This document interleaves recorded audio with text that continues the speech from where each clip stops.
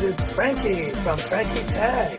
Good to see you guys again and feeling much better today, guys. And back again with another classic Frankie Tech video. It's been a while since I've done the top-down format, and today I bring you my antutu throttling test between the Redmi K40 Game Enhanced Edition, the Mi 11i, and the Poco F3. And in this test, we will see three chipsets competing against each other, but for the first time ever, we're going to see a Dimensity 1200 in this test as well. Now guys, it's been pretty tough trying to review this Redmi Game Enhanced Edition, but this is one test that I'm still going to be able to do now that I've downloaded Antutu on this phone. Let's not waste any time and see how does this Dimensity 1200 compare to the Snapdragon 888 and the Snapdragon 870.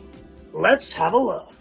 Alright folks, so you know the drill. We'll be running 4 Antutu tests on these phones, and we'll have the CPU monitor in the background, and I will be measuring the external temps after each test with my thermometer as well. Alright, so zoomed in now here on these phones, and hopefully they won't be sliding around all over the place. Ready to start this test. Ignore these initial results, and let's go ahead and test number 1.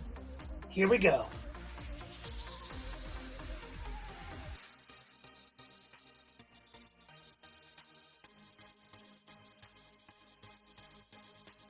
Okay, test number 1 completed, but before we talk about the scores, let's go check the CPU monitor for these phones immediately. 45, 47, 45. So all these phones in a similar range right here. A lot of you guys did mention you wanted me to measure the temperatures immediately once the test was done. 40.5, 41.9, 39.3.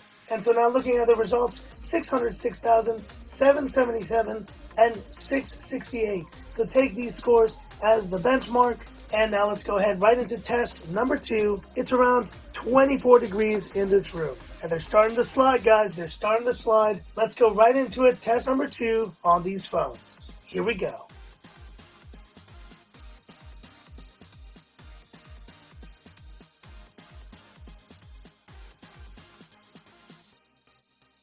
Alright guys, test number 2 completed, and we've seen a few drops here, but once again, let's go straight to the CPU monitor to check the temperature of these phones. 50, 52, and 50, so they're getting hot, guys, but look at this, the gaming edition is still a bright display versus these two. And measuring the external temp, 43.8, 44.9, 42.6. So now let's go and re-explore those scores. And you see it very clearly, guys, that these two phones, these slippery suckers, have dimmed their displays, the Mi 11i and the Poco F3. 596, 713, 659. But let's not waste any time. Go to test number 3 and see how much these phones truly drop in this intense Antutu throttling test. Here we go.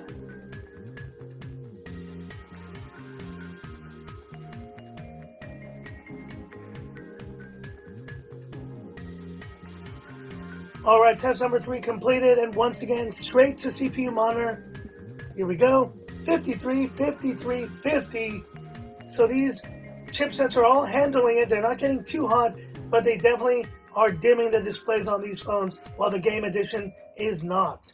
External temps, 41.1. So all these displays are getting hot and starting to dim. And so now looking at the results, we see a bigger drop here for the gaming edition. And now let's do it, guys. Test number 4. And you notice the temperature has gone up quite a bit in this room. We're now at 27 degrees here. So let's wrap this up. Test number 4. And let's see the final results of this Antutu throttling test.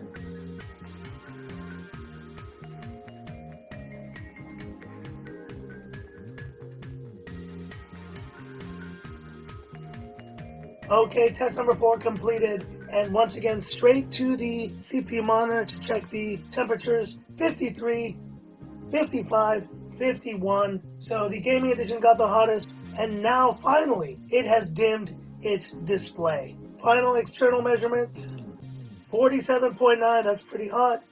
45.9, 43 degrees.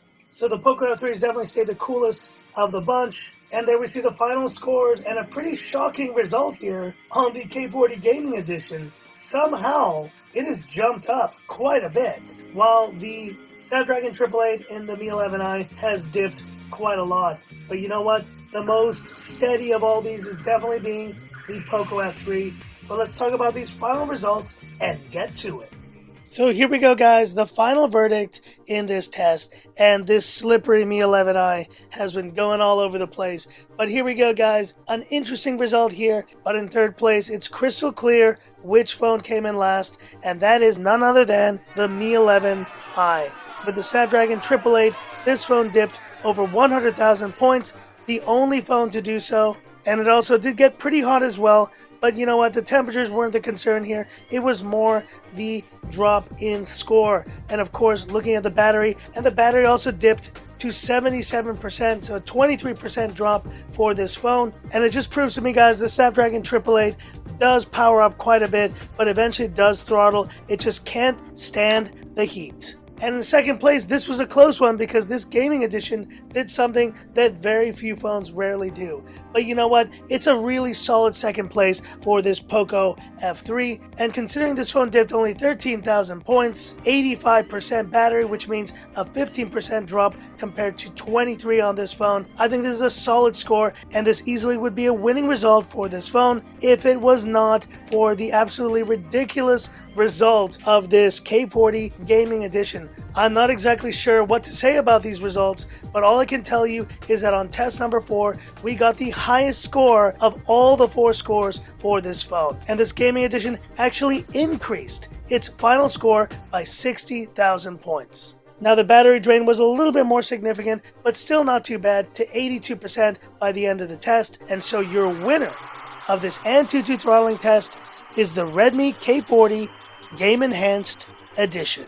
And I gotta say, despite not being able to get Google Apps on this phone, I can definitely say that this Dimensity 1200 is a powerhouse of a chipset, and I hope we do see this chipset on other phones in the future. But hit me up in the comments. Who do you think won this test, and what did you think of these surprising results with this Game Enhanced Edition? Hit me up in the comments. I'd love to hear about it.